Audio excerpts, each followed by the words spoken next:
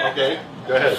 Okay, so as people know, I'm Diane Sare, and I'm running for Congress because the world and our nation are facing an existential crisis. We have a president who, according to the Israeli press and U.S. military sources, has encouraged Netanyahu to launch a strike on Iran, which could plunge us into thermonuclear war. The entire European banking system is admitted to need at least 4 trillion euros in bailouts, and therefore what urgently needs to be done, number one, in the United States, is we have to reinstate FDR's Glass-Steagall Banking Act. We have to separate the commercial banks from the speculative banks and stop these bailouts. Number two, we have to restore the American system of national banking and credit as understood by Alexander Hamilton. That means no more Federal Reserve, and it means the ability to fund great projects such as the type that FDR built to get us out of the Depression. Specifically, I'm proposing the North American Water and Power Alliance, which was a project from the 60s supported by both Kennedys, launched by Senator Frank Moss of Utah, which would bring water from Alaska, where there is a massive runoff into the Arctic Ocean, down into the Great Lakes region, all the way to Arizona, New Mexico. This project would employ about 4 million people, many of them for 30 years. And had this been built in the 60s when it was proposed, all of the flooding and droughts and devastation of the extreme weather of last year would not have had the impact that it had. So these are the 3 things that I believe urgently must be done: a return to Glass-Steagall banking, a return to the national system of national banking and credit, and the construction of NWAPA. Thank you.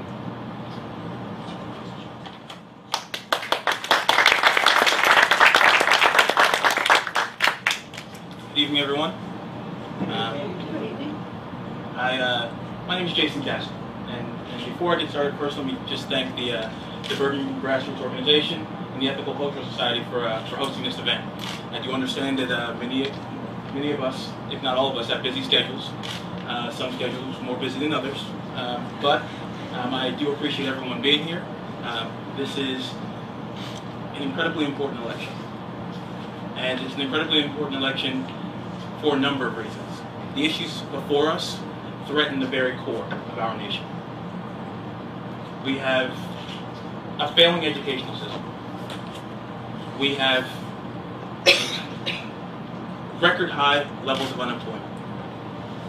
We have a tax code and a tax system that is not fair for all Americans. And we have our young men and women abroad in conflicts where they should no longer be. We have an opportunity in this election, in the 5th Congressional District, more in this election than any other time, because the tables have actually been turned.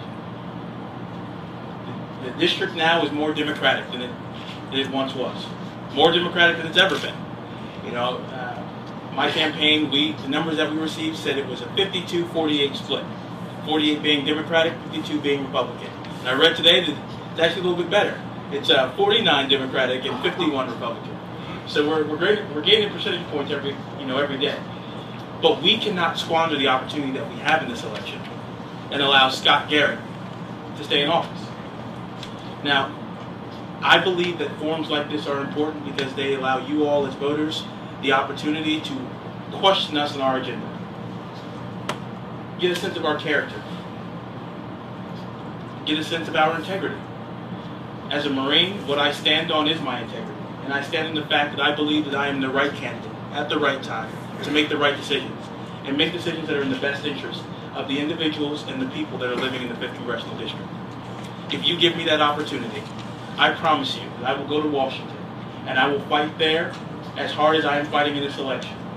I will make sure that your voice is heard, that you are advocated for, and that we start to reverse some of the measures that have put us in this situation. As Diane said, we are in dire times. But let me be clear. It was not a lack of Glass-Steagall that put us in these times. It was greed, short-sightedness, and corruption that put us in these times. My name is Jason Castle, and I'm running to be your next congressman. Thank you.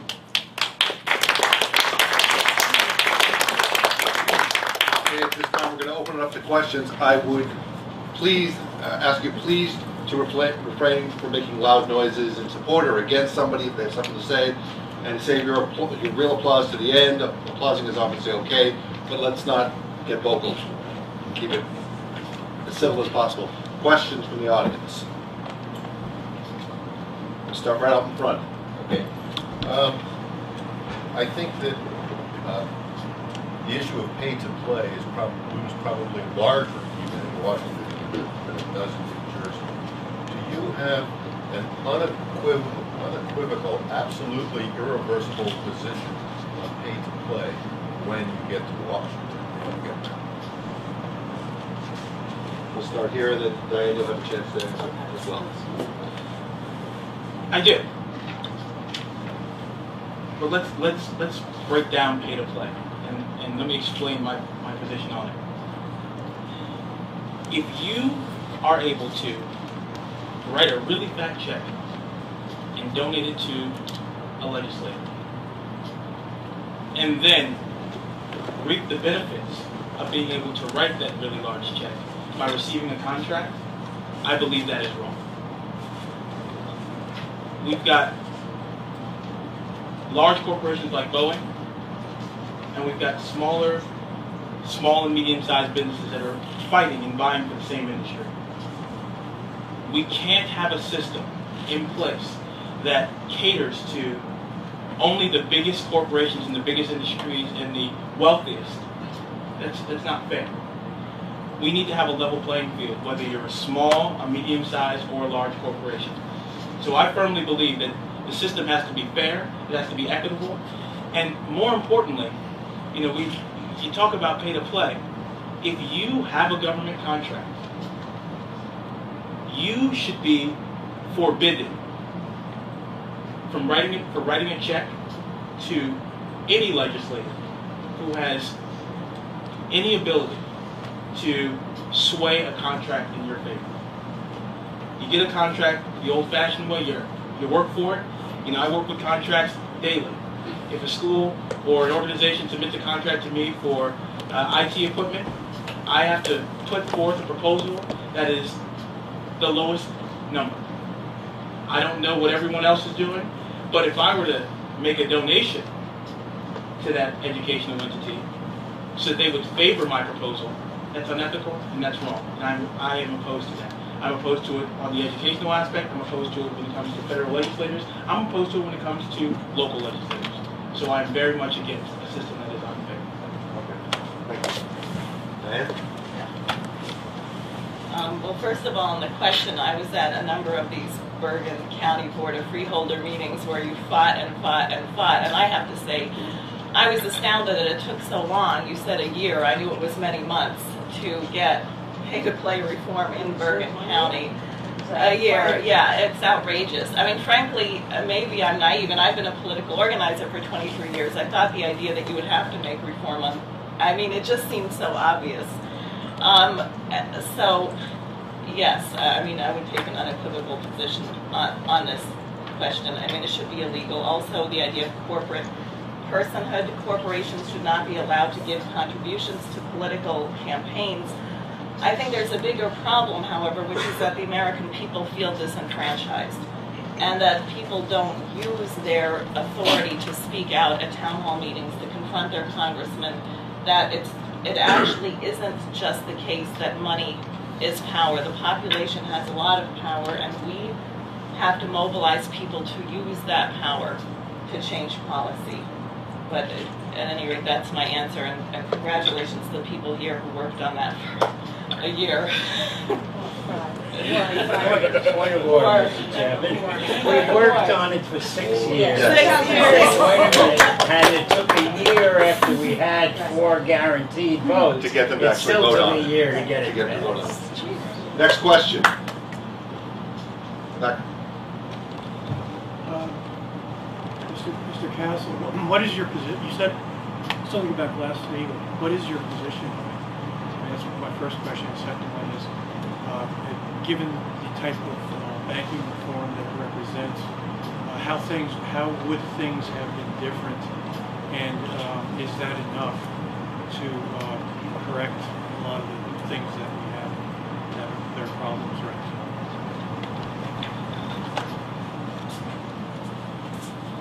You know, let's understand first and foremost that, as I said in my intro, it was greed, short-sightedness, and corruption that got us into this mess. That's what it was. Glass-Steagall is a tremendous piece of legislation. I mean, huge. And it was a piece of legislation that was drafted and enacted for the early 20th century. If you look at what happened in the financial crisis of 2008, we had banks handling financial instruments that they didn't understand.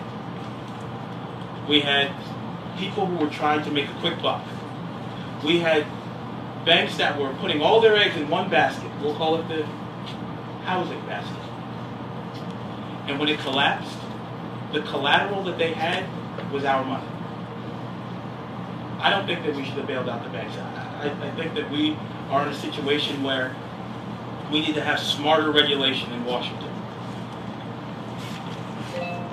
You know, Glass-Steagall brought forth the FDIC. But to say that there should be a definitive separation between commercial banks and investment banks, I'll ask you to look up some of the banks that did actually survive the financial crisis. They were the ones that were diversified. And with Glass-Steagall, that diversification wouldn't have happened. There were power brokers on Wall Street that made horrible decisions. But we cannot solve these times by simply saying we need to enact Glass-Steagall.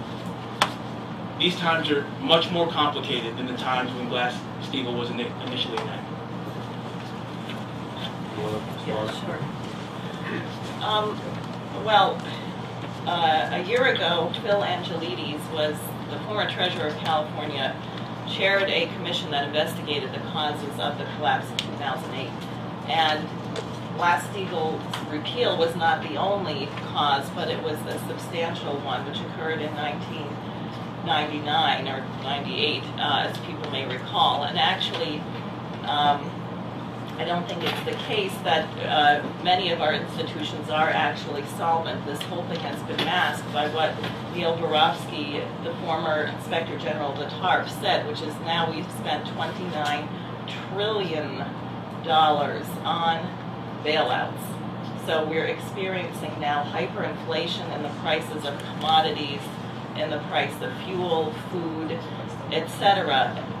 If Glass-Steagall were to be reinstated, it would be a bloodbath for Wall Street. It would wipe out massive amounts of speculative money and banks, but that will not kill people. Cutting Social Security, cutting Medicare, cutting $4 trillion out of our budget because Standard & Poor's and Moody's are threatening to downgrade our debt and dictating policy to the United States, that will kill people. So reinstating Glass-Steagall is only the first step, but it's an urgently necessary one. Next question. Back. I guess my question is, what would each of you do in terms of a carbon tax or cap and trade to help stop global warming and the environmental general? Okay. I absolutely oppose carbon tax. There is absolutely no evidence that carbon dioxide produced by human beings causes global warming. We are experiencing extreme weather conditions, as is Saturn, Mars. There are intergalactic forces. Our planet has been in flux for at least the 4.5 billion years that it's been here.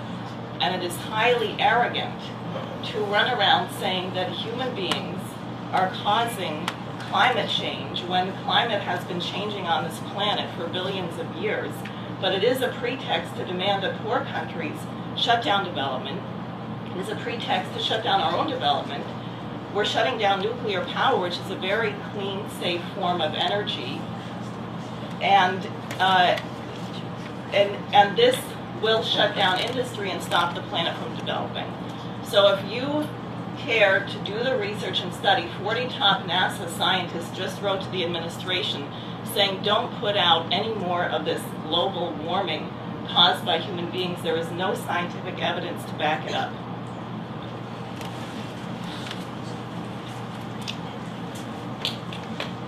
I believe that your question referred more to cap and trade. Companies produce tremendous amounts of waste. We know this, which is why we have cap and trade. I believe if a company is producing tremendous amounts of waste, we need to put forth smarter regulations, one, that hold them accountable, and two, that require them to minimize the amount of waste that they may be producing. We all produce waste. I mean, we're human beings. We produce waste. But corporations don't have stringent enough regulations, smart regulations, to keep them from doing it. When it comes to global warming, well, we emit a lot of heat. I'm not talking about individuals. I just mean we've got cars on the roads. We have factories that are billowing, steam and smoke. We watch the polar ice caps melt. We see all these things that are going on. And to put on our blinders and say that, well, we're not causing these problems. Anyone who says that is a bit misguided.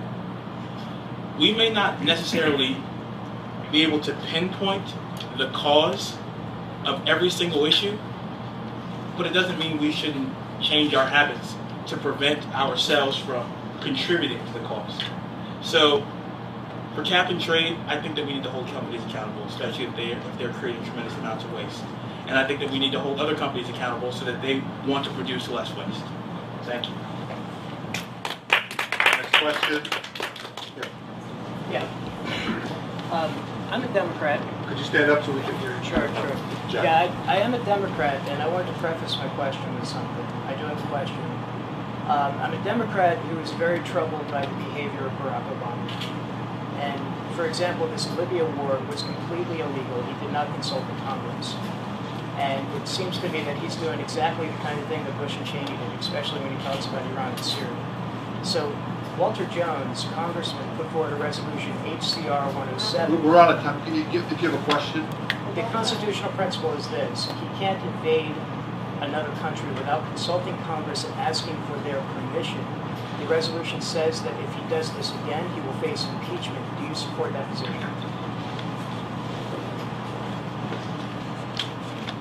Well, I appreciate you introducing yourself at the beginning, letting me know that you're supporting Diane's campaign, so I'll take the bait.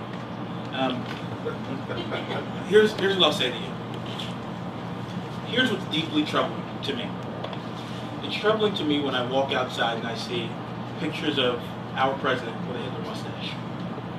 That troubles me. It's troubling to me that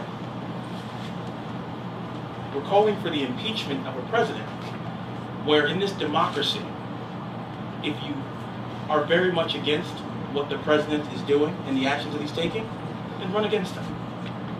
As a matter of fact, by asking for the impeachment of the president, you yourself are tacitly supporting his re-election. So I thank you for that. But if you don't agree with his actions, run a candidate against him. I don't think that his actions in Libya were unconstitutional. I can tell you as a service member that I appreciate him not putting boots on the ground, because I was in the infantry. And if we can utilize the technology that we have to stop genocide, to stop atrocities across the globe, and we can do it in a way that clearly Congress, though there are a lot of arguments out there that it may have been unconstitutional, they haven't taken actions. So perhaps those actions were not unconstitutional. They have not impeached the president. But there's got to be a better way than just going out and putting Hitler mustaches on the president and saying that we need to impeach him. If you firmly feel that way, then I would urge you to run a candidate against him. Rather than saying impeach him, I see no cause. I will respond. If Obama succeeds in unleashing a thermonuclear war, he will kill people orders of magnitude more than Hitler. However, the mustache actually was put on Obama because of his health care plan, which seems to be modeled on the T4 useless eaters idea. And this is the fight over the Independent Payment Advisory Board. And by the way, I would support Walter Jones' HCR 107 because it is an impeachable offense for a nation to lead a country into war without authorization of the Congress.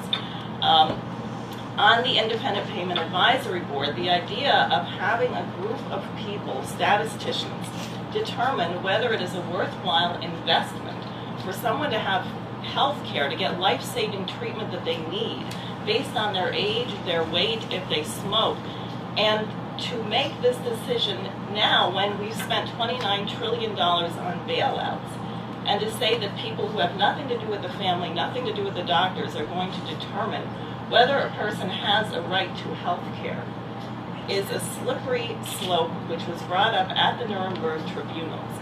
And it is a question of what people think is the value of human life in this country.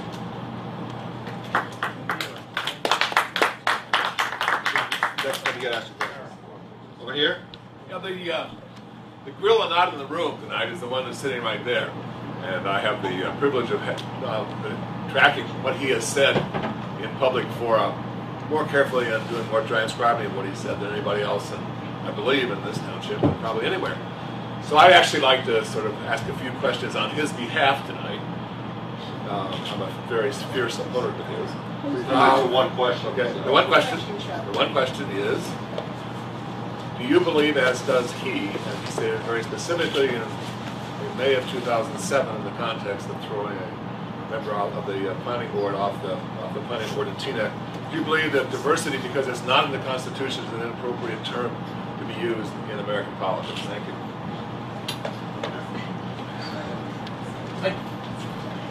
Do you want to Sure. take a shot at this? I think I understand that you're asking if diversity is an inappropriate term. Nevertheless, that's what we can do. That's right. Are we not all diverse? I mean, we are a nation of diversity. There are a lot of words in the English language that I think are not appropriate in politics, but diversity is not one of them. As a matter of fact, if we don't embrace our diversity, we'll end up with congressmen like Scott Garrett who don't represent our diversity. So, no, I don't agree that we should ban the word diversity from government. I think that is just foolish. We need to embrace our diversity, and we need to ensure that we are representing it and advocating for it in Washington. I just say I don't see any reason for banning the use of the word diversity in government. That seems odd. Okay. That's your candidate. Hi, question on social issues, I guess for both of you. What are your positions on abortion and on marriage equality? You want to take that first? Well, the short answer is I don't think Roe versus Wade should be repealed. I support marriage equality, but I also have to say that I oppose these being the major issues in elections when we are facing a civilizational crisis. And I think we urgently have to address the blowout of the financial system, which is going to affect everybody alive and yet to be born. And this war threat, which also is a huge menace to civilization as a whole.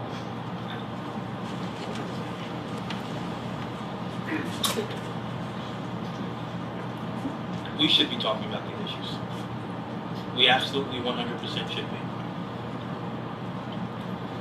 I'm going to try to tackle two questions in 90 seconds, but first and foremost, marriage equality is a civil rights issue. Our government has no responsibility, in no way, shape, or form should our government be dictating what individuals and what classes of people get certain civil rights. I think we've already seen that in our history. And it is because of civil rights that I'm able to stand before you today. I can tell you that my wife is sitting here, and the love that we share, the way that we've committed ourselves to one another, is not going to be broken or bent because other individuals, may they be of the same gender or not, are given those same civil rights. We were married before our church. Our church defined marriage, not my government. I am pro-choice. Asterisk. Here's the asterisk. I believe that it is a woman has the right to choose. But I do believe that in this country we need to lower the rate of abortions. But anyone who thinks that a woman who goes into a clinic to have an abortion is making a cavalier decision is truly misguided. We bear responsibility both as men and women to act responsibly. And as adults, we owe it to our children to educate them and teach them to make responsible decisions. So I am very much pro-choice, and I am very much for marriage equality. Question in the front row. Yeah, hi. So you guys are both running for federal office, Congress. You guys are representing the whole nation as a whole. And clearly we're going through a great crisis in the nation where there's no jobs, highest unemployment rate, even higher than the Great Depression right now. So what are we going to propose to the American people to bring a higher form of production back in this nation? Like, because you guys are running for Congress, you have to represent the nation as a whole. Are you asking what are the candidates proposing for jobs, to create jobs? Yeah, in millions. What's your proposal to create jobs? Okay.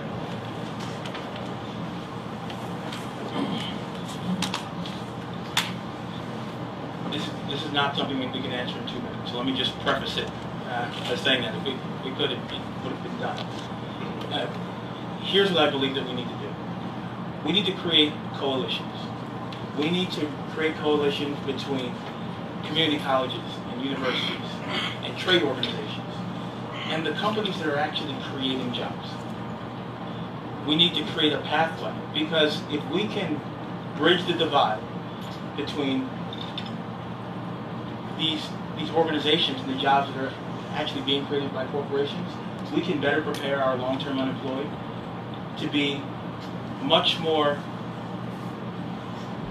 I'd say, prepared for the 21st century. So what I would love to do, and what I will champion in Washington as your congressman, is making sure that we're leveraging the strengths that we do have. If I go to a corporation, I'll give you a perfect example. My mother-in-law is one of the long-term unemployed. She lives with my wife and I, and it's a tremendous blessing because we have 2 daughters. She was in the housing market. When the housing market tanked, that is exactly the industry where she had an expertise. But had we had a coalition, or had we had a partnership where corporations that were creating jobs were creating training programs for those real jobs, she could have very easily learned a new career. We don't have that. Instead, we have the Department of Labor and Workforce Development, where individuals call up once a week and they're asked questions, and I know this because I was unemployed when I came out of the Marine Corps. Are you ready, willing, and capable of working? Or ready, willing, and capable to work? Did you look for work this week? Did you work this week? That's not helping people create jobs. But the money that we're poorly investing, we can invest it better, smarter. We can, as the government, we can create an environment where corporations can create more jobs, and we can do that by partnering with community colleges and trade organizations to make sure we're training individuals in new careers. And those training programs translate into real jobs. You're next. Well, I would say, first of all, we need a national mission. For example, the space program. Under NASA, the government employed about 36,000 people, but 400,000 people were employed in the private sector supplying parts and everything for NASA. That requires, again, a return to Glass-Steagall and a credit system and a solvent banking system. Also, what I referenced earlier, NWAPA, the North American Water and Power Alliance, which is a ready-to-go massive project that would employ over 4 million people, at least 100,000 in the 60s. They estimated 100,000. I imagine it would be higher now because we've shut down so much of our machine tool capability, so much of our concrete production, our steel production. So 100,000 plus in the actual building, and a multiplier factor of millions in all of the places where you would have to build up civilization to support the workforce. Just as Lake Mead and the Hoover Dam was constructed at the time in the middle of nowhere and became a metropolis, the hub of NWAPA in the United States is the Sawtooth Mountains in Idaho. So it would be a massive driver for millions of jobs, and the nation needs a mission. That's how you get jobs, a mission and a purpose for the nation.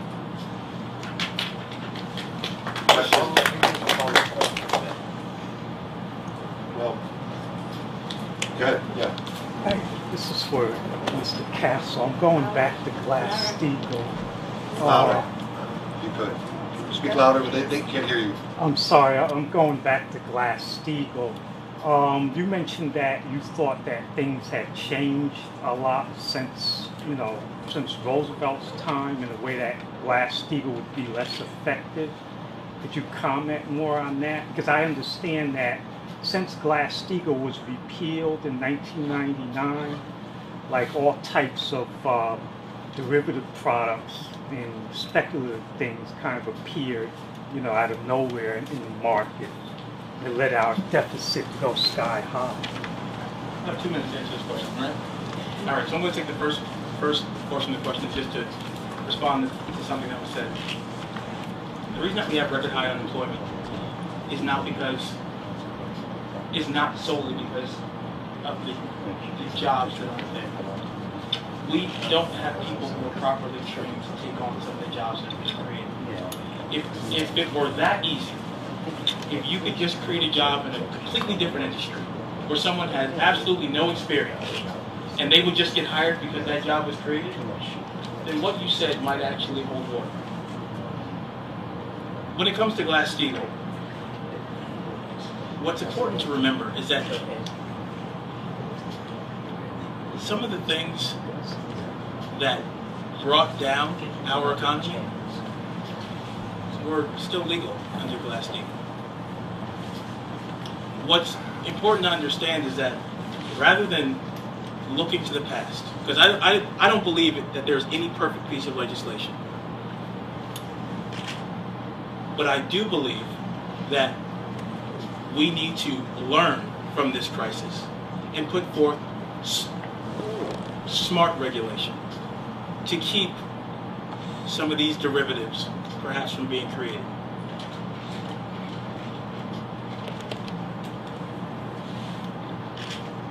The problem is too big just to say that Glass-Steagall is going to solve it.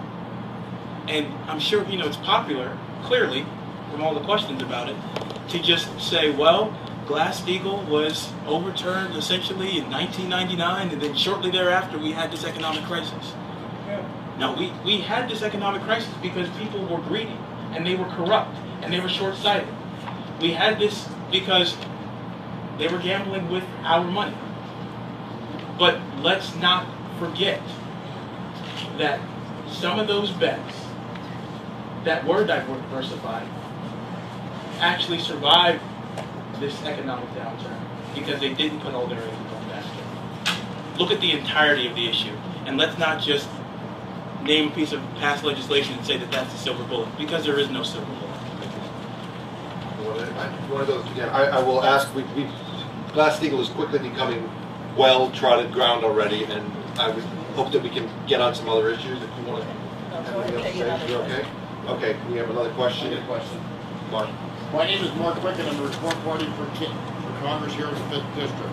One of the things here I just put a press release out last week for is right now Congress is debating what the interest rates is for our student loans. Right now the interest rate is 3.4%. If Congress doesn't enact come July, it's going to raise to 6.8%.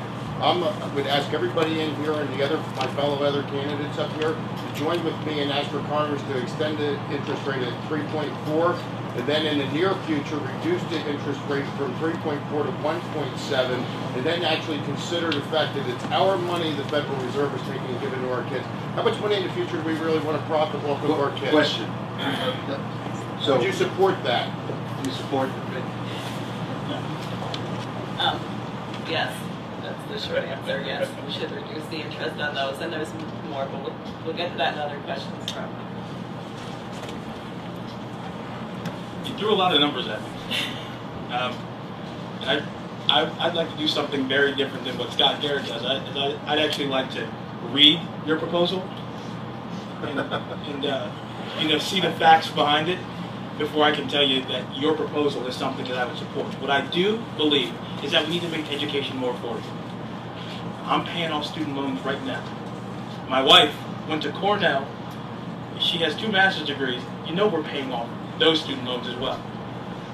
But our children deserve the opportunity to go to college if they choose to. Education shouldn't be a privilege. It should be something that everyone has an opportunity to do. Do we need to lower interest rates on student loans? Well, I just paid Sally Mae, so I believe we do. But before I can actually say yes to your specific proposal, because a lot of things sound great in sound bites, but I'd like to actually look into it. I'd actually like to see, if there's anything else in there that it's going to go up here so that we can lower it here.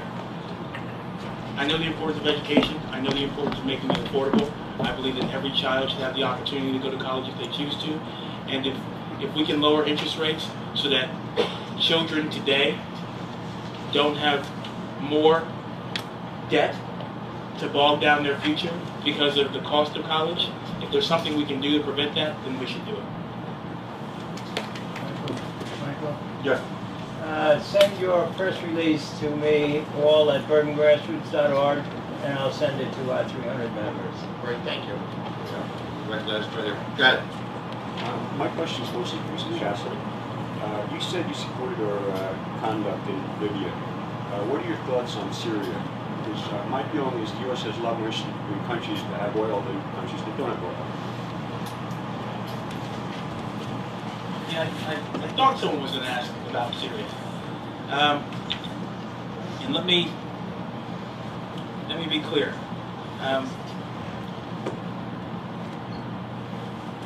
I don't think that there's anyone in the room who would agree with the genocide. I would hope not. What we had in Libya that is different than Syria was we had international support. Now, one of the components of, or one of the pillars of my campaign is that I don't believe that we should be putting our young men and women in places around the world that they don't need to be. But when it comes to international incidents, such as Syria and Libya, such as Iran, we cannot have a nuclear Iran. A nuclear Iran is detrimental to Israel, it is detrimental to America, it is detrimental to the world community. But we need to speak with one voice out against these things. We had international support in Libya. We're trying to build that for Syria. It can't be the United States alone taking action. We can't do that. So what's going on in Syria is horrible. There is a madman in power. He is exterminating his people. But we need to get the world to commit. We can't carry that burden alone.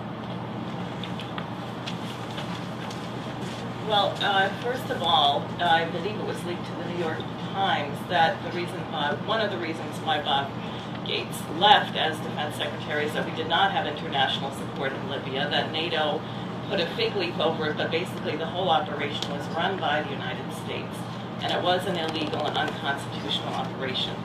Secondly, we heard this story before about Saddam Hussein.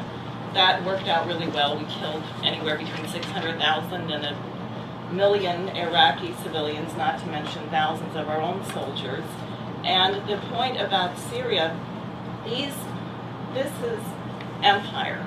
The transatlantic system is bankrupt.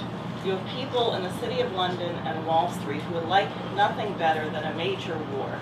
If we get involved in putting up buffer zones around Syria, we are in a head-on confrontation with Russia. The Russians have said so. The Chinese have said that they consider our massive upgrading of our bases in Australia and our moving of nuclear submarines all over the Pacific a reason why the Chinese may be considering changing their policy of no first use of nuclear weapons. Unfortunately, this is not in the U.S. media, but if you want to Google and look up what the Russians and Chinese are saying, I would recommend that you do it. These wars have nothing to do with Iran and Syria. There is no evidence that Iran is building a nuclear weapon. Nothing has changed there since 2003. That is publicly known. That is the content of the IAEA report. These wars are a product of a breakdown of a financial system. That's what should be addressed. Next question. Go ahead. Those of us in this room may not agree on everything, but I think we do agree that Scott Garrett is an extremely conservative congressman, really very, very extreme, and that we would really like to see him defeated. So in your elections, you know, if you get the nomination, how do you plan to conduct your campaign so as to defeat Scott Garrett? You have first shot at this. All right. Well, I intend to conduct my campaign as I have been conducting it, and I can tell you from what I know about the veterans groups and people that I've been meeting with all over the 5th District, including Warren County and Sussex County, that there are a lot of people, including many Republicans, who are extremely unhappy with him, including the veterans, interestingly, who he's treated abominably, apparently, which I didn't realize. So I think that were I to win the Democratic primary, I would have a very good shot at defeating him because of the networks that I've been building over the last year all over the district. And I agree, he is, anyway, I would say, but, so that's my answer.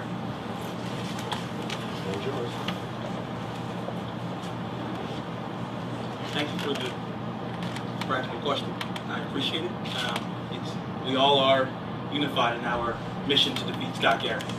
But we're also unified in our mission to make sure that we're not replacing Scott Garrett with another Scott Garrett. Scott Garrett is a very partisan individual. And I think you made him a compliment by just calling him a conservative, because I think he's well right of being exactly that.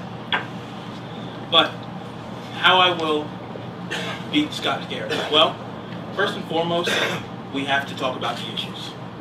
We have to talk about the issues that are bringing our country down. We have to talk about the issues and educate people on the issues, and we have to let them know that the issues that are before us right now are the most important of our times. Now, we may disagree on what those issues are, but when Scott Garrett votes to repeal the Voting Rights Act, well, that's something that very much bothers me. Now, he can raise $2, $3, $4, $5 million for his campaign, but he cannot raise enough money to erase his record in Washington. There's no dollar amount that's going to allow him to do that.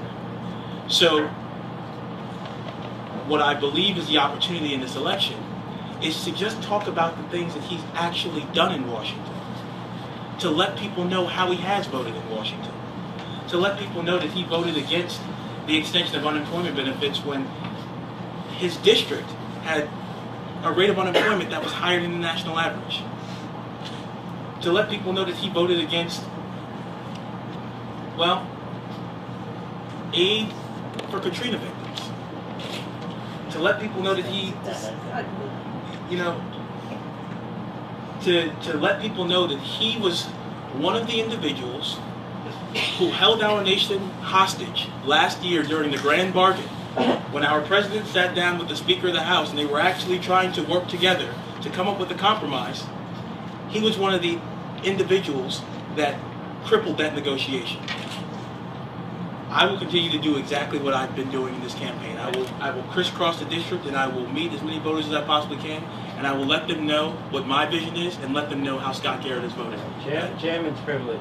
Let's stay on the practical issue. Will you both tell us how much time you have to devote to this campaign? Are you going to keep your jobs? I don't know. Are you both full-time employed? Just give us an idea. Let's get into the practical aspect of the campaign. Absolutely. Well, I will tell you that just as I've continued to devote myself to this campaign by showing up tonight, by crisscrossing the district, I think showing up tonight was a very, you know, it was a very big gesture now in hindsight.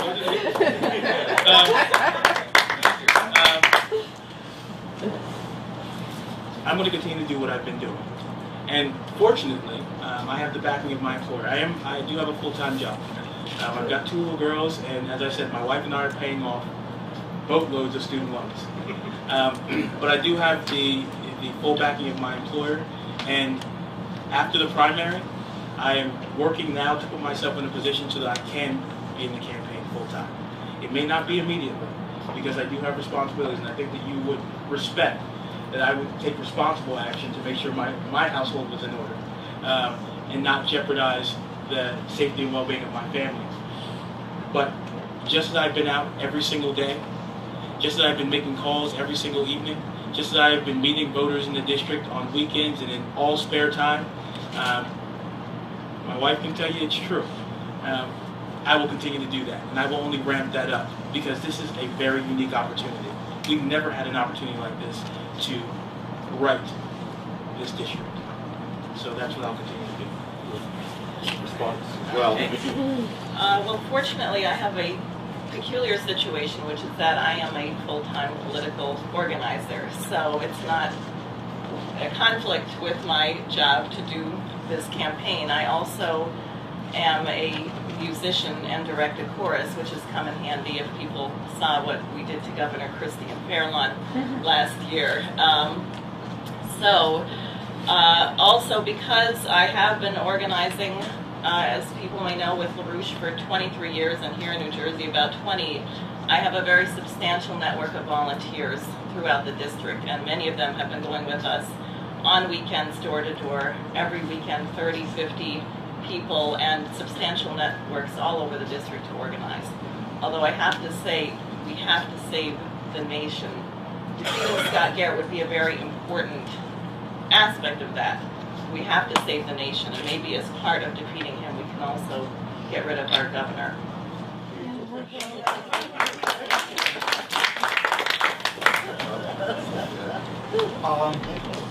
This is for both the speakers.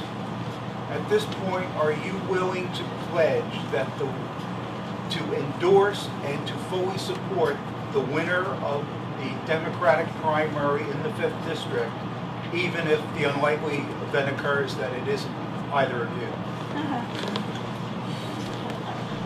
Go ahead. Okay.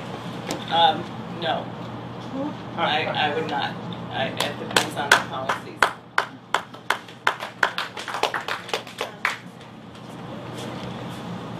My mother said it when I was a child, and in the Marine Corps they said it, they echoed it again. Failure is not an option.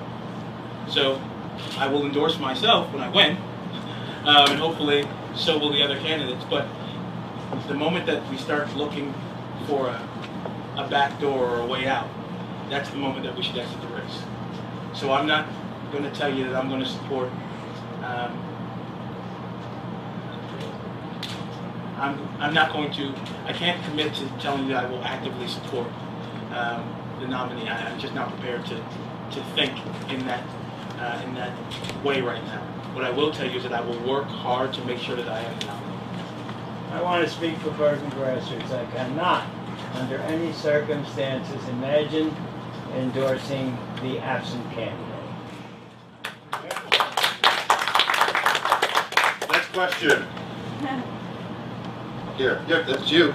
Don't find you. As one of candidates in Congress, what would you do to improve the education of our children in America and to get us to stop from being a third world country in our education? We are falling very, very, very far behind. I'm a special education advocate, and I can tell you we are in serious trouble. Jason, you take it first. First and foremost, I believe that we need to repeal No Child Left Behind. And we need to replace it. You can applaud. I think that was my wife I heard clapping on there. Because my wife is a teacher. We need to repeal No Child Left Behind, and we need to replace it with a program that teaches our children to be problem solvers and critical thinkers. We need to stop handcuffing our teachers and requiring them to teach to a test, but allow them to teach to the entire child, to develop an individual who will assume the responsibility as we begin to relinquish them. We have an educational system that's been failing for a very long time. And we are not so far gone that we can't bring it back. But we can't do it with No Child Left Behind. And we can't do it by enforcing mandates that say that teaching children in California is the same as teaching children in New Jersey. There are very different needs in different school districts. So to put everybody in one specific box and say that we have to teach to every single child the exact same way is a disservice to our children, but it's also a disservice to us. Because think about your retirement. Think about that doctor who may not have been taught to be a critical thinker or a problem solver. If you're under their care, wouldn't you want to know that we invested as much as we possibly could in their education, and we allowed their teachers the autonomy to teach their creativity and their passions, but also those teachers were held accountable for the standards and results? We have to repeal No Child Left Behind, and we have to replace it with a program that teaches them to think critically and problem solve. Thank you. Yeah, thank you for addressing the first part of, I agree with repealing No Child Left Behind and the question of critical thinking. I'll get back to the nation has to have a mission. I worked with children in Washington, D.C. I directed a children's choir of children of drug addicts. And one of the children said to me at one point, we were talking about what do you want to be when you grow up. He said, I hope I have a really nice funeral, because his brother had just been shot to death.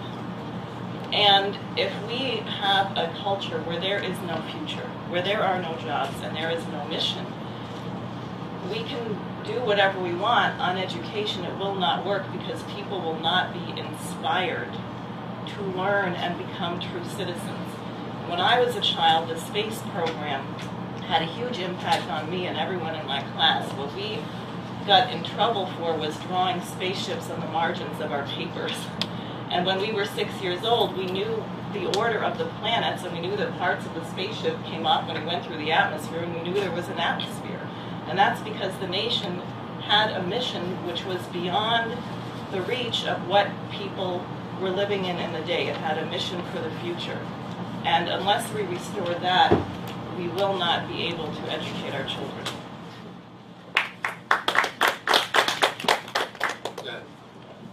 What is the reason for the failure of the U.S. education system? That's a loaded question. 2 minutes or less. Diane, this time I guess it's yours. And well, I would say in part the inverse, which is that we've had a collapse. We've had a very bizarre value placed on money per se as opposed to creativity. And I think there are certain things that are really problematic. We don't have a major commitment to public education anymore. It doesn't seem to me there's an idea that every single person has an equal right to a very high educational standard. And I'm not sure exactly how that shifted, but I know older people, like a great musician I knew, Bill Warfield, who went to public school in Rochester, and he learned Latin, Greek, and German in high school. So I'm not exactly sure all the factors that went into reversing that, but I think that's what we would have to look at.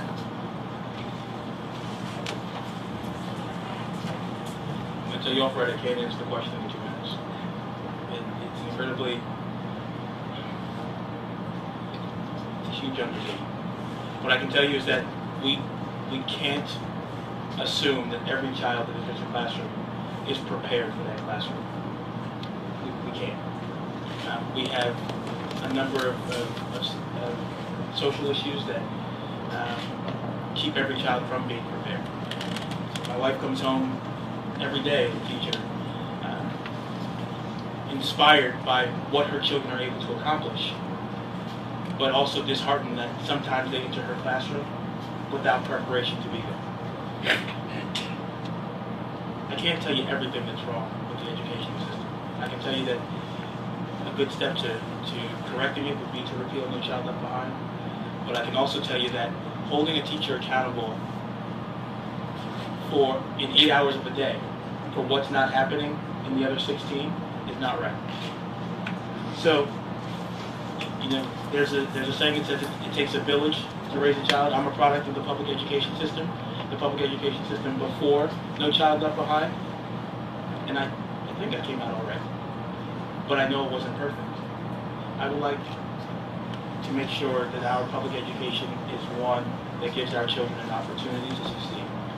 And as it stands right now, it is not. That's why you asked the question. But there are so many other factors that are contributing to it. I'll leave it there.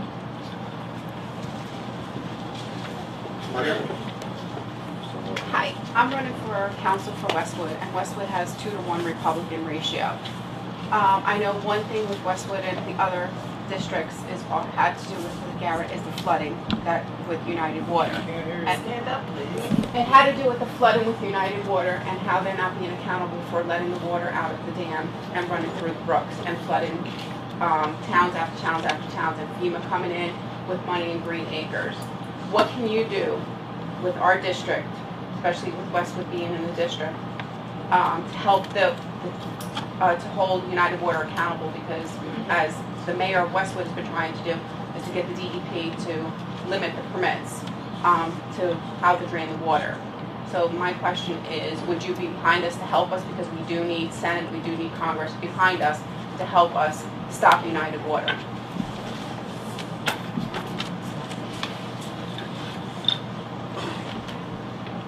If we're able to pinpoint an issue, and I can tell you, I can't speak as articulately as I'd like to about it, because maybe we can have a conversation afterwards to know some of the specifics. But if we can pinpoint an issue, if we can say, we know that the flooding is being caused because of this, not because of the way the community was designed, or not because we don't have measures in different places to prevent it, but we can pinpoint an issue, and I think that we need to hold the company accountable. I will be very different than Scott Garrett, because I will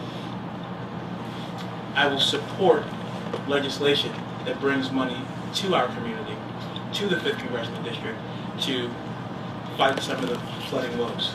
That's something that he was very much against. That's a contrast that I'd like for you to recognize between he and I. If you know that flooding happens in your district, and you have a degree of influence and a responsibility to your community, then voting against those issues is not in the best interest of your constituency. If that's what he does, that is not what I would do.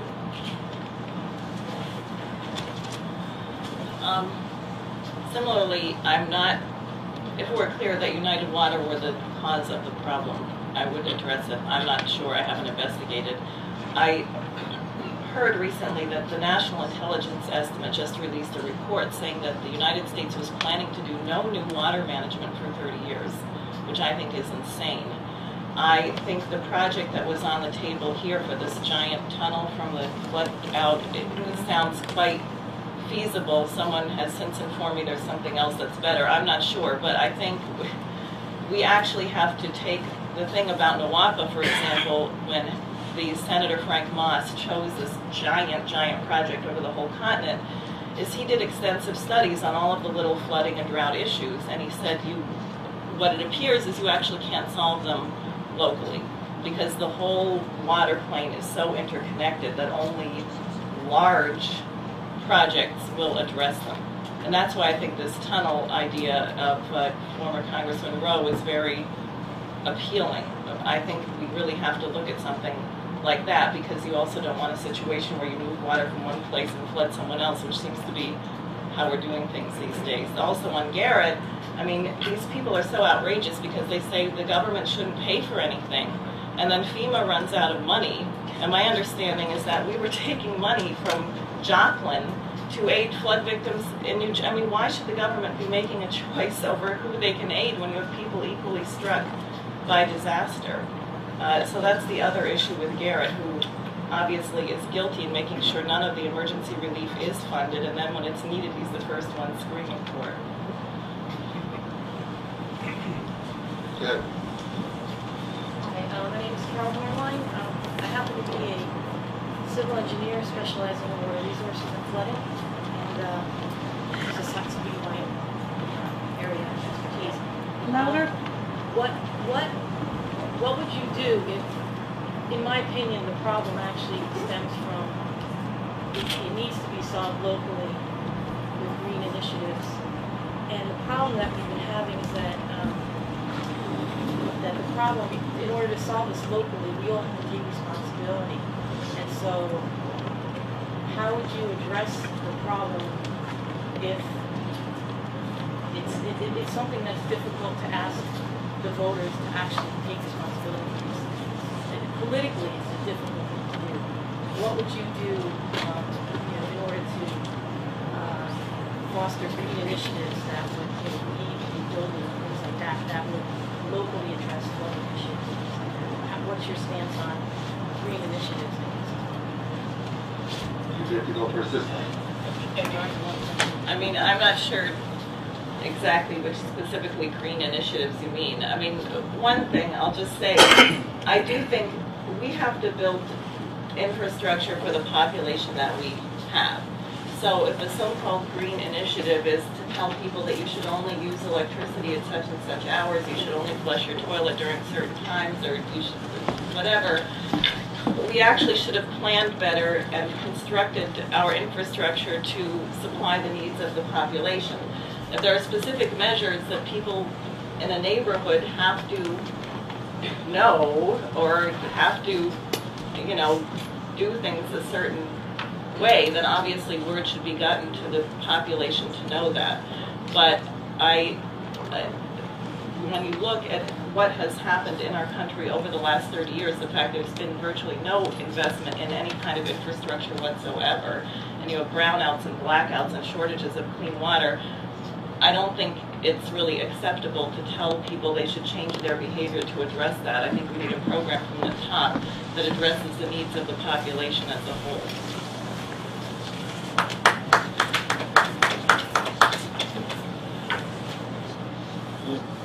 I disagree with you in this regard. Sometimes people at the top don't know what's going on. They should. And for myself, one of the first things I would do is I'd tell you I don't know everything. And I'd come and find you because you're an expert in this field, and you can say, this is what's actually causing the problem.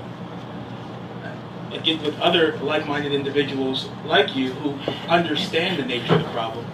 And if we can pinpoint what that issue is, and if that, in this facet of the community within the 5th Congressional District, in order for us to combat this problem, we have to slightly modify our behaviors. Then we educate the people and we let them know that we're experiencing this problem. And we know if we just modify our behavior in this way, we all got to sacrifice. But this is the community that we love, this is the community that we live in, and we want to preserve it. This is a small sacrifice for us to preserve it. I firmly believe that when people are educated as to what the cause of an issue is, and if they have an opportunity to be part of the solution through a small sacrifice, I think that we all step up to do that.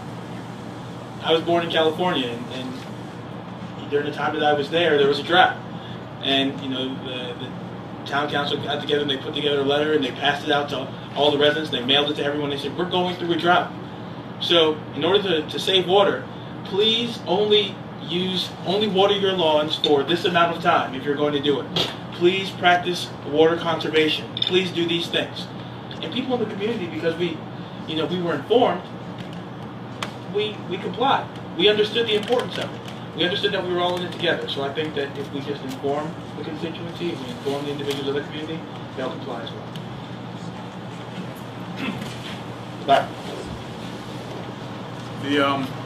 Right now, it's my understanding that the nation is not in control of its own finances.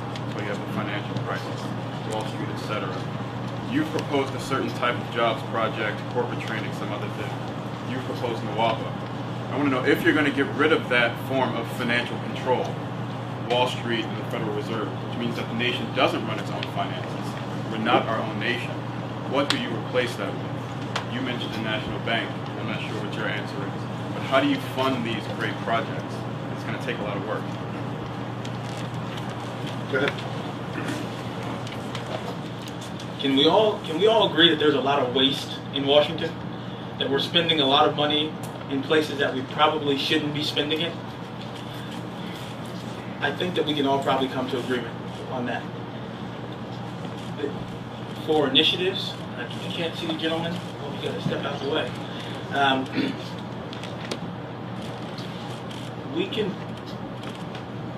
We can free up funding by doing things smart. Now, I don't agree with returning to a fiat system and national money. I don't agree with that. But honestly, I don't necessarily understand everything that I read on your website about that aspect. And the issues are before us are more important than me going back to the website and trying to get a PhD on it. But what I will say to you is, what I will say to you is, yes, these projects are going to cost money, but we're wasting a lot of money right now. We close corporate tax loopholes. We understand that we have wasteful spending when it comes to the way that we're approaching education. We can't just strike one thing and expect that all those funds are going to go to pay for one of these projects. But we do address them, and we do government better. We do it smart. We're not doing that right now. So I'll be the first one to admit, yes, these programs will cost money. But I think that we can pay for them by closing corporate tax loopholes. And while we're on it, making our tax code fair and allowing everyone to pay their fair share. First of all, I would say, in a sense, that money itself has no intrinsic value. So we're not going to address this by moving money from one thing to another. As Borowski says, we've issued $29 trillion so far, and I don't think anyone in this room, unless you're hiding something from us, has seen much of that $29 trillion. What Alexander Hamilton did was, after the American Revolution, our nation was in debt by $42 million, which was an enormous sum at the time. He consolidated that under the federal government, and then he went in debt even further, which is what would drive, Rand Paul and Garrett insane. He issued another $10 million in those days, $10 million of debt to invest in building roads, building canals, and building the ability to pay our European allies back for everything that we owed them.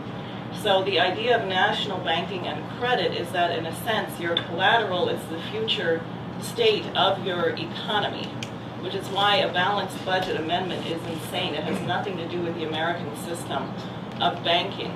That the government has the authority to issue credit, which is directed for internal improvements, and it will generate enough growth that not only you can pay off that debt, but as Hamilton found, he could pay off the $42 million from the American Revolution. We could pay off people's pensions and various things that have to be restored if we wrote off the speculative garbage, which would be eliminated with a reinstatement of Glass-Steagall. Our timekeeper. Gotta listen to the timekeeper. Gotta listen to the timekeeper. I'll watch. You don't want to time your own question. I listen to the answer. Well, that's I right. would You suggest don't that, go you want.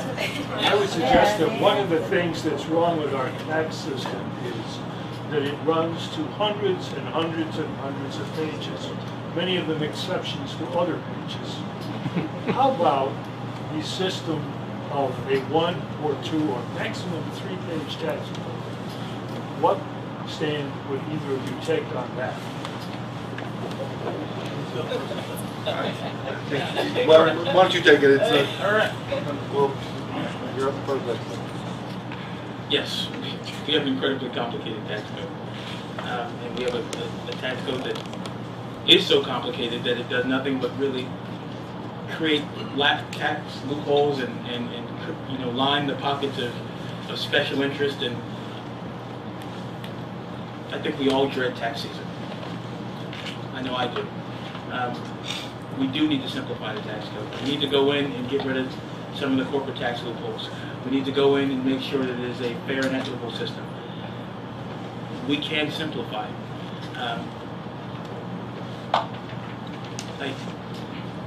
I'm with you. You have hundreds and hundreds of pages, and then hundreds of those pages are offsetting other pages. That's why it's so difficult right now. That's why we always go to tax season. We do need to simplify the tax code, and that's something that I would be very much in support of in going down to Washington. Simplifying the tax code, making it something that's fair and equitable, making sure that corporations are paying their fair share, making sure that individuals are paying their fair share, and that it is something that I can't say we're no longer going to dread it, but at least something that we all at least better understand.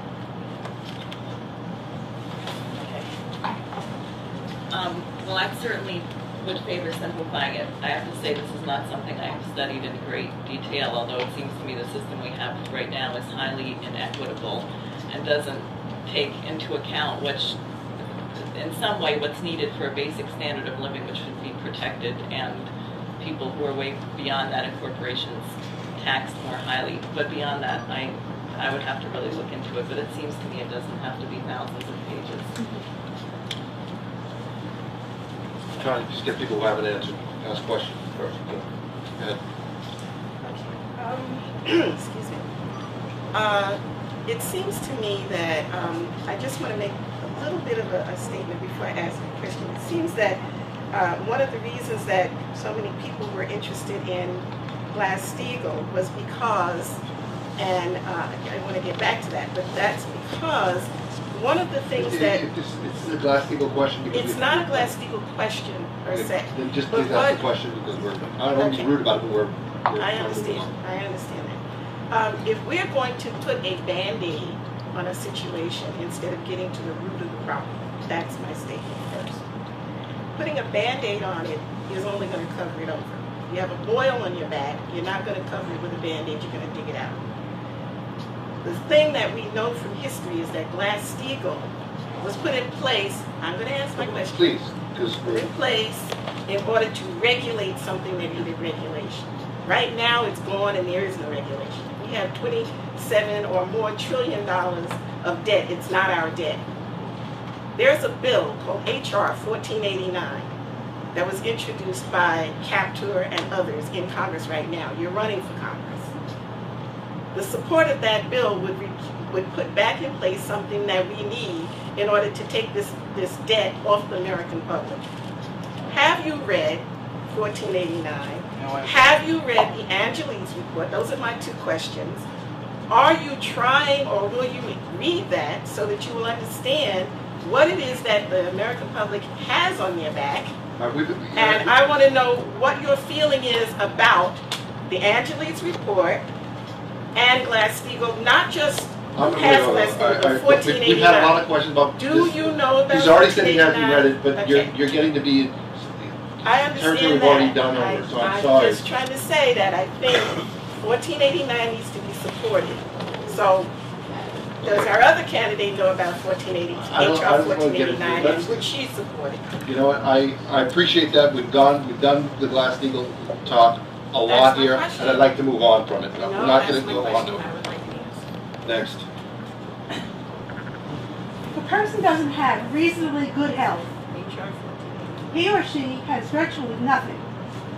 I'd like to know what your views are on an ultimate single-payer system that exists in every modern country in the world today. Simple, fast, okay. I do support Conyers' bill for a national single-payer health care plan. I would support that. Thank you.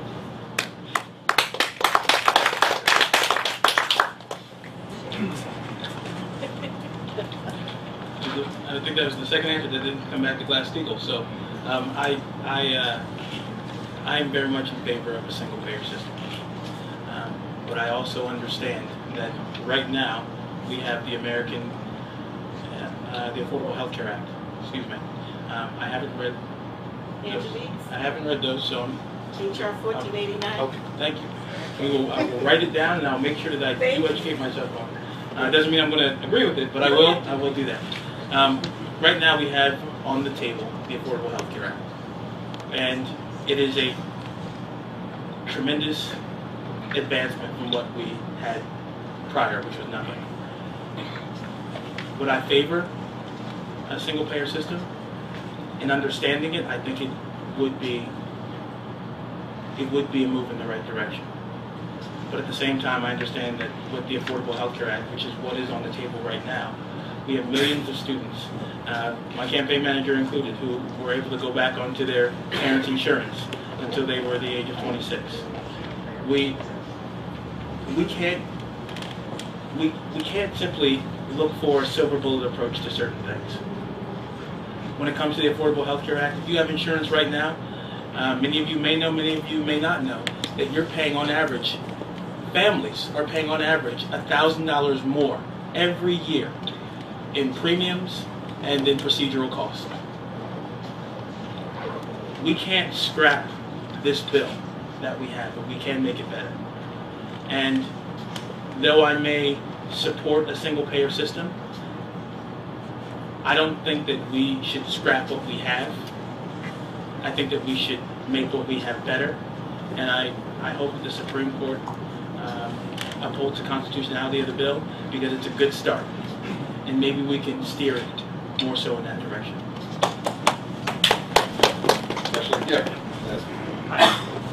Mr. Castle, I have to take exception to something that you said about had Obama's actions in Libya been a violation of the Constitution, then an impeachment proceeding would have already occurred in Congress. Because I think what's missing from Congress, and this interfaces with another question that was asked about, were either of you to secure the nomination, how would you garner votes in the rest of the district from Republicans against Garrett? What's on the minds of a lot of Americans is the fact that there is no leadership in Congress. There's very few people that are willing to stand as an individual, even to the point of bucking their own party. Now, question, yes. Please. So, there was actually a lawsuit against the Obama administration on Libya, but it was thrown out for being partisan. Except for the fact that it was brought by the Democrat, Dennis Kucinich. So, what qualities do either of you possess that would give voters the confidence, including Republicans in the district who don't like the Republican Party? They don't like the Republican candidates. They're not inspired. What qualities do you have that would give us the confidence that you would stand on principle if you were elected to Congress? Well, I know that was directed at me because I got a chance to meet you outside the BCDC. You got some very strong supporters, I'll tell you that. Standing on principle is all I've ever done. My integrity is something that I value. It's something that's been ingrained in me as a child. It's something that was reinforced in my school. I am not a partisan person, and I will not be a partisan politician. When you stand on partisan ideology, you ignore the fact that some of the issues that are before us transcend those ideologies. Now, we can disagree, but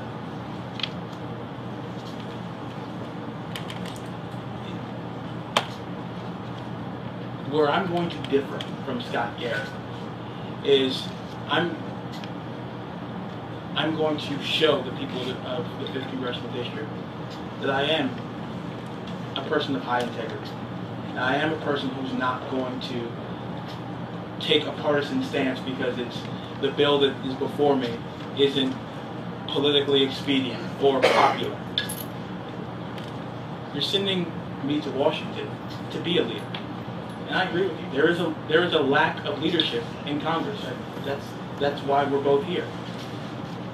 Scott Garrett is not a leader. Scott Garrett is in the pocket of insurance companies.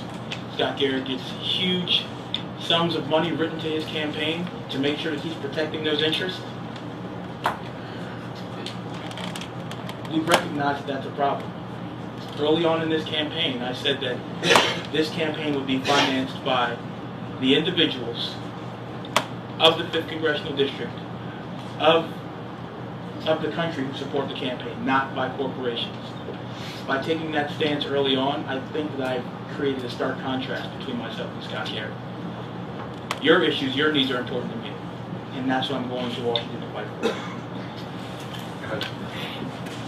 Well, as people here know who know me on, am I allowed to say Glass-Steagall, on this question, I have been up and down the state for the last year, and it is a result of my work and my supporters that we got the state AFL-CIO to support a resolution in support of Marcy Kaptur's bill, and we did get Congressman Donald Payne, unfortunately, who is no longer with us, and Frank Pallone on board as co-sponsors.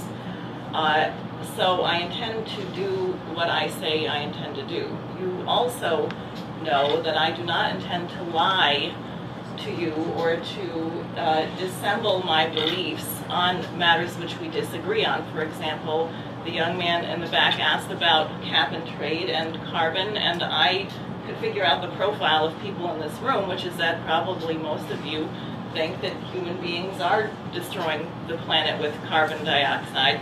It's simply not the case, and I'm prepared to risk the ire and unpopularity and whatever you think to stand here and tell you that I've done the research and it's not true. So I will represent what I say I will represent, and I will fight for it, and that's what it will take to defeat Scott Garrett.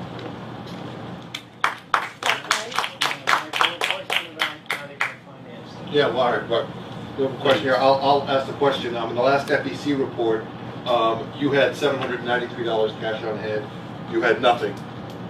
It's obviously going to take on, and Dustin had nothing as well. I don't think he's even formed a PAC yet. It costs money to run a campaign. Scott Garrett has $1.87 million to do what he will with it. How do you propose to reach these voters? Because you'll never reach everybody individually to shake their hand and talk to them without having any funds to do it. So, go ahead. Okay, well, I think the two of us actually agree that money's not going to buy this election. That's one thing we agree on. I think the amount of money people spend on elections, frankly, is absurd, and I'm trying to figure out how they spend so much money.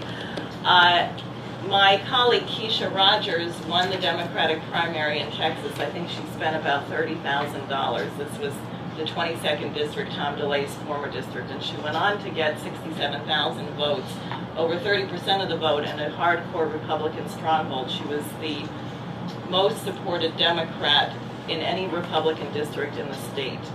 And the way it was done is traditional grassroots organizing, which is what I have been doing so far. Admittedly, I would like to spend more money. I don't think I need anywhere near $2 million to win this election. It's a question of the ideas, having the ability to get out massive amounts of literature, using the internet and so on to reach the voters, and then, you know, running around like a lunatic and not sleeping and seeing them. And that's what I think it will take to win this election.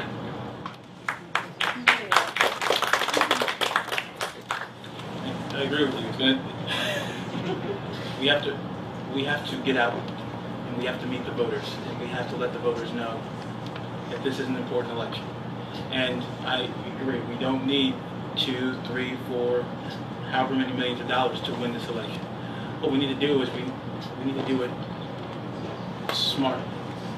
We need to do it in an intelligent fashion. We need to have a targeted, strategic approach to make sure that the voters of the district understand where Scott Garrett stands. You don't need $5 million to do that. I will say to you this: one of the problems with government is that it's very, very slow. And we submitted our FEC report, but we had to submit a paper one, paper copy. And hopefully they'll get around to publishing that. That'll be nice.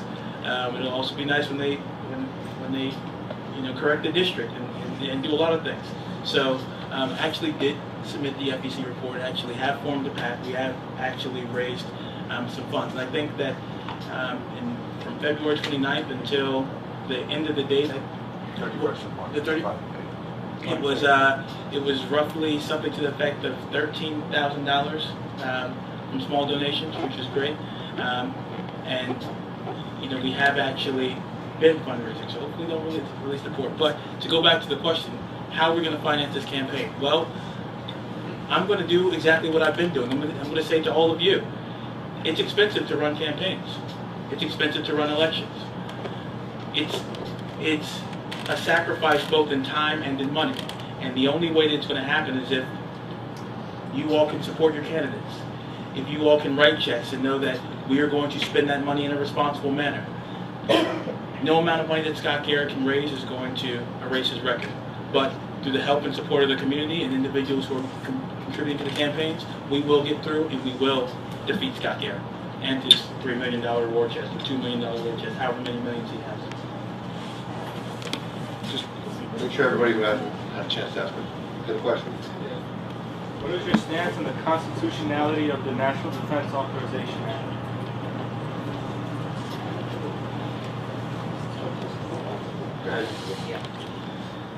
The NDAA was signed by Obama on New Year's Eve. It allows for the military, anyone that they consider to be a so-called terrorist, to be detained indefinitely without trial, and therefore it is strictly unconstitutional and should be repealed.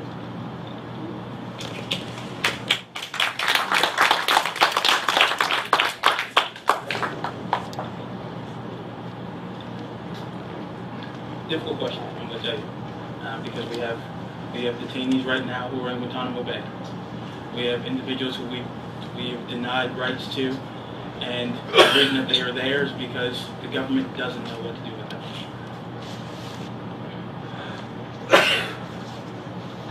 I don't think that there's a silver bullet that I can give you, because if we repeal it, I don't think it's going to change what is happening with those individuals who are in Guantanamo Bay. I said earlier, I believe that we should all have rights, but I can also tell you that when I go to war, as I've gone, and we go to war with rules, someone can fire at me, try to take my life, then throw down their weapon and wave a white flag. And because we go to rules with war, we abide by those rules, because we're not in our nation, but we are still wearing the flag of the United States of America. I don't believe that we should torture individuals. I don't think that we should hold individuals and detain them without charging them. But I can tell you that we have gone so far down this path, down this rabbit hole, that simply repealing that piece of legislation is not going to solve the problem that we're in. It will stop us from making mistakes moving forward, but it's not as simple as that. And I want everyone to understand that the issues that we're talking about aren't going to be surmised in 2 minutes. If they could be, I'm sure that one of the 436 people, either the President, the members of Congress, or the Senate, would have at least gotten somewhere close to the right answer. But they haven't.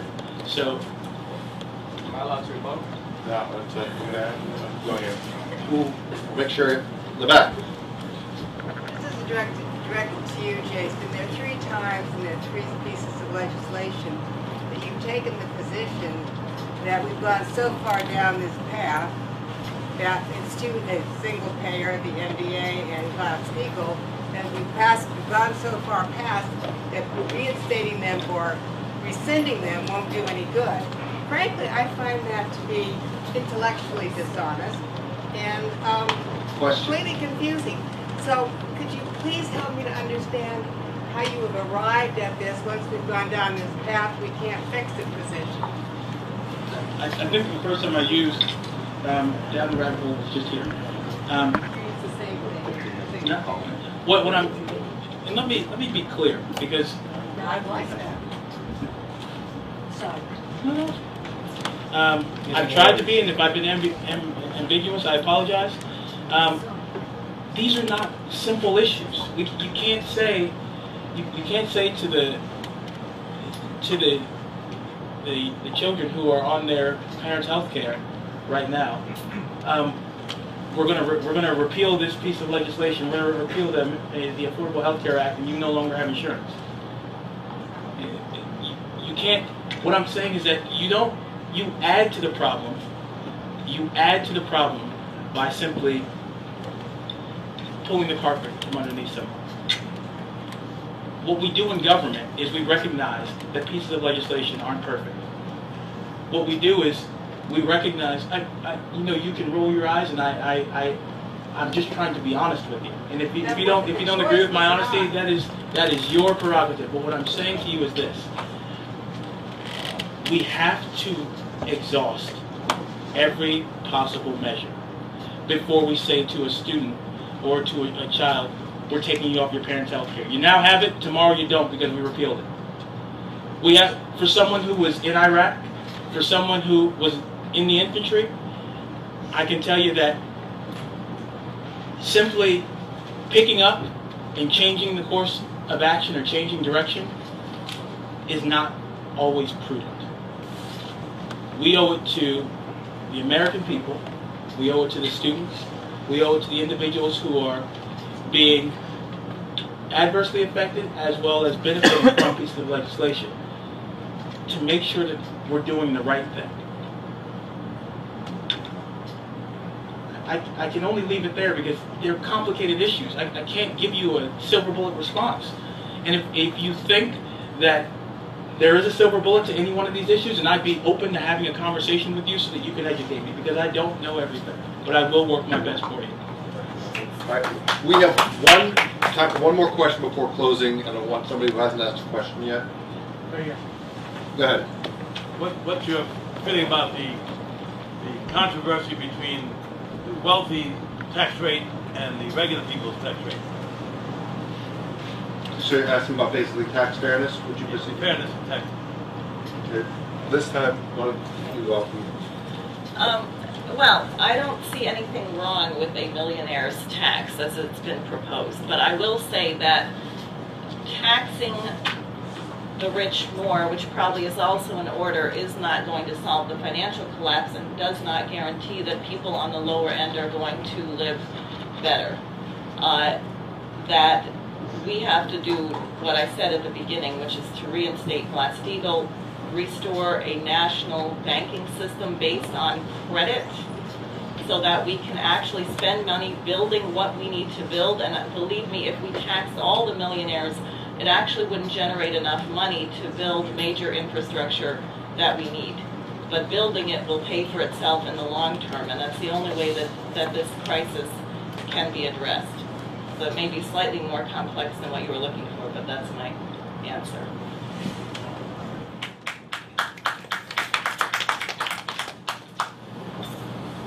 I believe that we all need to pay our fair share of taxes. I believe the tax code needs to be fair and it needs to be equitable. We addressed it earlier, it's very, very complicated, but at the same time, it doesn't benefit those in the middle class. The millionaires and billionaires have armies of accountants, and they've got legions of lawyers that are going to protect their wealth.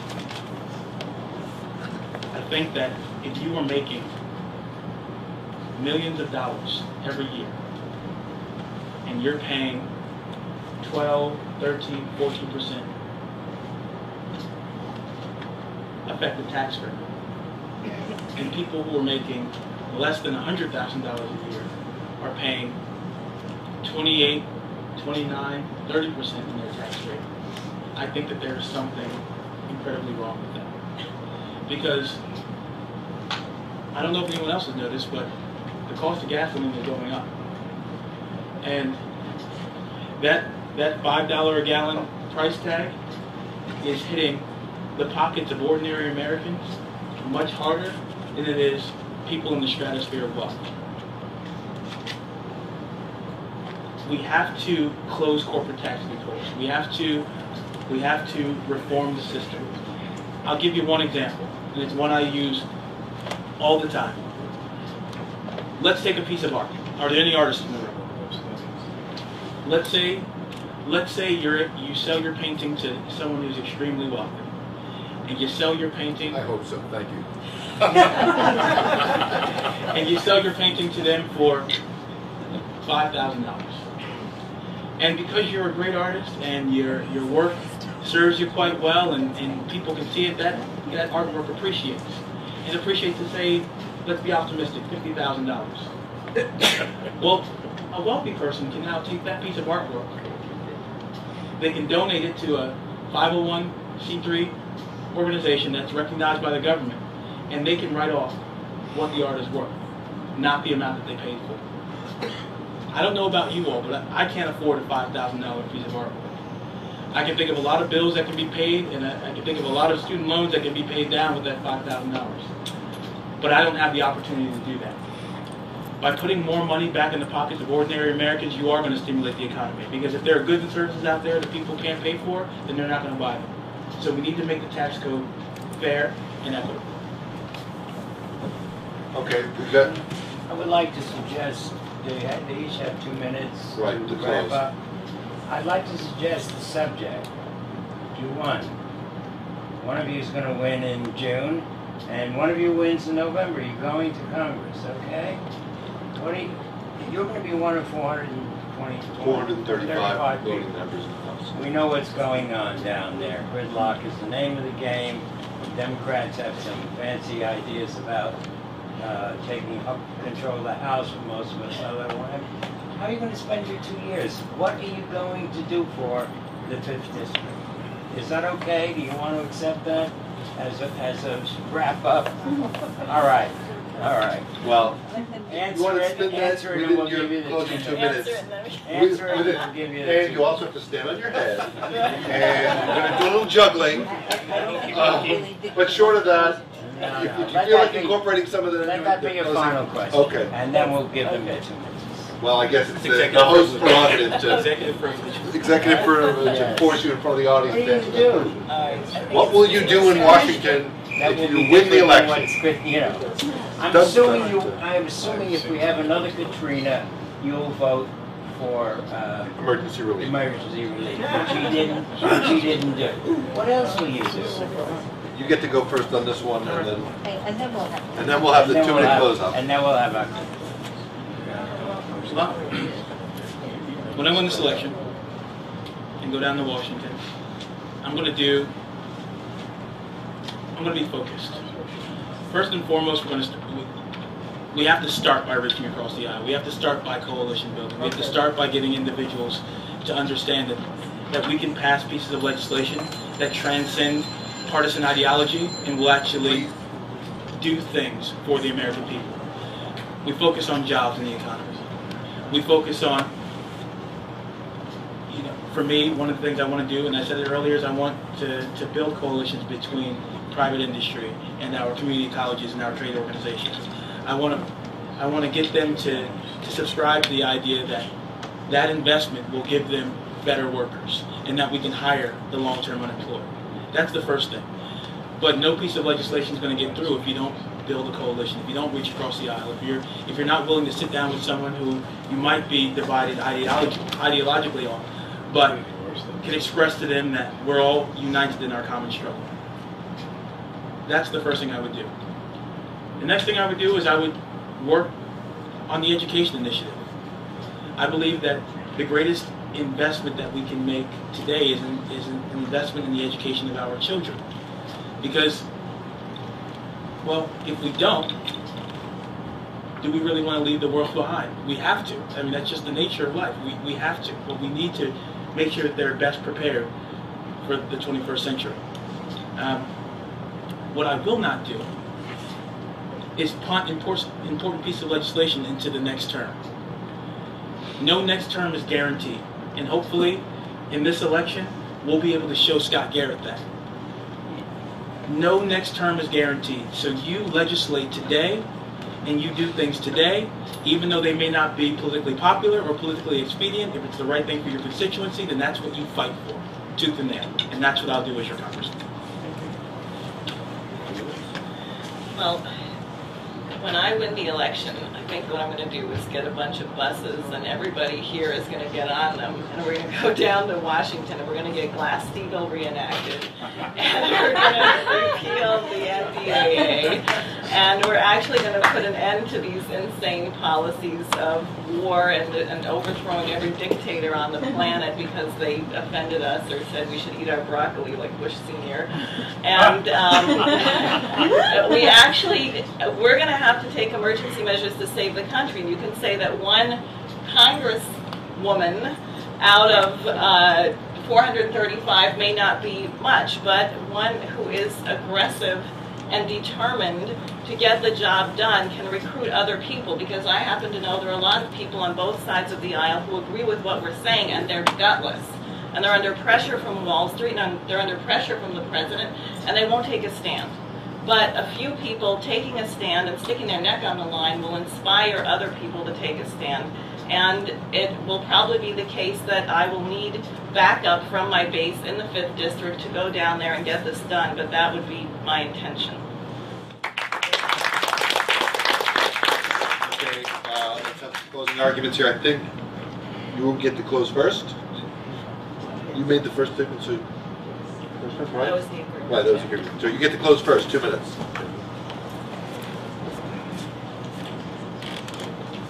I'd like for us to not lose sight of the fact that we have an incredible opportunity in this election.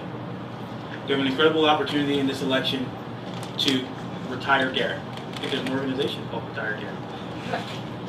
We have an opportunity because in this newly drawn district, we're almost evenly footed.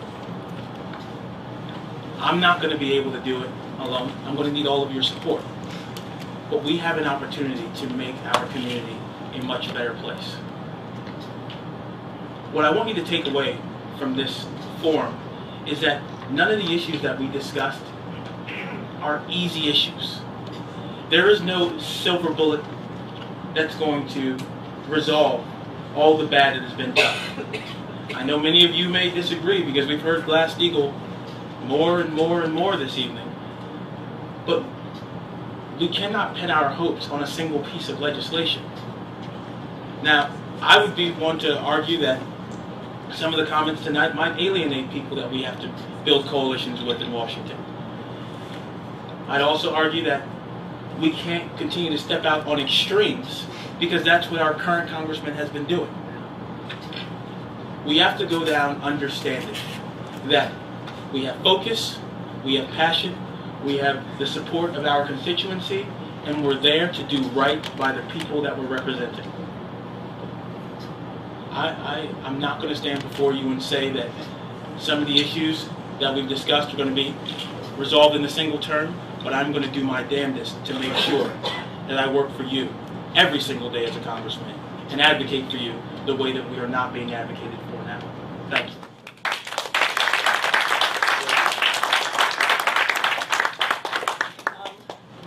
Well, I would say that we currently have a president who is extreme. There is not a jot of difference between his policies and those of the previous administration. And I am sorely disappointed in the Democratic Party for refusing to stand up to these policies because we might have had a different candidate had the party been willing to do that. So, and I am emphatically not supporting any of the Republican candidates who seem to be absolutely identical or perhaps would start nuking Iran sooner. The nation has a crisis, and as I said in the beginning, my view is that there are 3 urgent steps. The reinstatement of Glass-Steagall, the restoration of a Hamiltonian banking system as it states in our Constitution, where the Congress has the authority to issue credit for great projects, and the construction of Nuwapa. And I would ask that people here, whether or not you choose to support my candidacy or my campaign, commit yourselves to fighting on principle for what you know to be right, and to have the courage to stand up against perceived popular opinion. Because only if the American people begin to do that are we going to save our nation.